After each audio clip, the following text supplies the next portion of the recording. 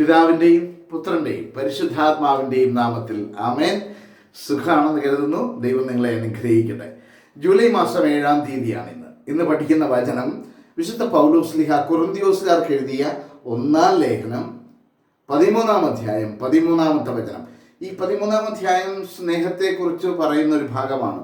The second letter of Saint Paul to the Corinthians, chapter 13, verse 13.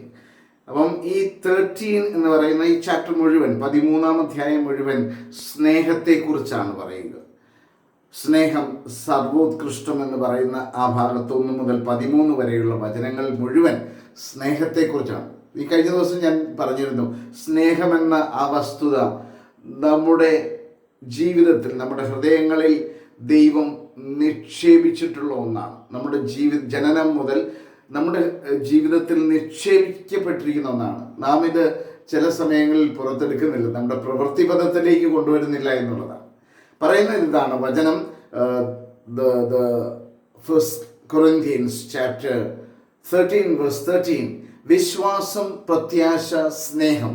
വിശ്വാസം, പ്രത്യാശ, സ്നേഹം, ഇവ മൂന്നും നിലനിൽക്കുന്നു.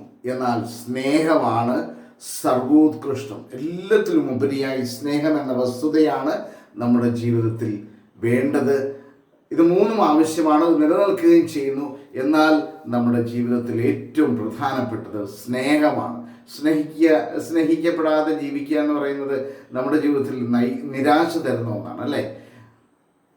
Faith, hope and love abide, these three, and the greatest of these is love. The greatest of these is love. Faith, hope and love.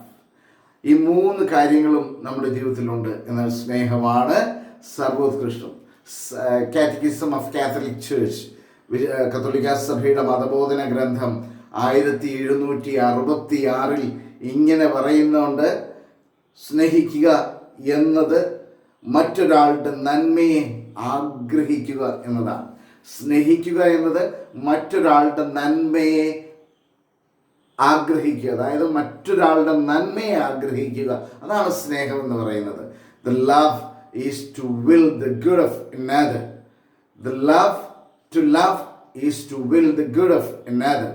നമ്മുടെ മറ്റുള്ള വ്യക്തിയുടെ ഒരു നന്മയെ ആഗ്രഹിക്കുക, അല്ലേ? ആ നന്മയെ സ്നേഹിക്കുക എന്നുള്ളതാണ്. അവർക്ക് നന്മയുണ്ടാകണമെന്ന് ആഗ്രഹിക്കുന്ന, ഒരാൾ നശിച്ചു പോകണമെന്ന് ചിന്തിക്കുന്നതല്ല, മറ്റുള്ളവർ നന്നാവണം എന്നുള്ള, മറ്റുള്ളവരുടെ നന്മയെ കാംക്ഷിക്കുന്ന ഒന്നാണ് സ്നേഹം. പ്രിയപ്പെട്ടവരെ, നമ്മുടെ ജീവിതത്തിൽ സ്നേഹം ഉണ്ടാകട്ടെ, സ്നേഹം നിറയട്ടെ. ആ സ്നേഹിക്കുക എന്ന ആ വസ്തുത നമ്മുടെ ജീവിതത്തിൽ പ്രവൃത്തിപഥത്തിലേക്ക് കൊണ്ടുവരാനായിട്ട് നമ്മുടെ നിത്യജീവിതത്തിൽ കാണിക്കേണ്ട ഒന്നാണ്. ഒരു പുഞ്ചിരിയെങ്കിലും മറ്റുള്ളവർക്ക് കൊടുക്കുവാനായിട്ട്, സ്നേഹത്തോടെ ഒരു ചെറുചിരിയെങ്കിലും മറ്റുള്ളവർക്ക് കൊടുക്കാൻ നമുക്ക് സാധിക്കട്ടെ എന്ന് പ്രാർത്ഥിക്കാം. ആമേൻ.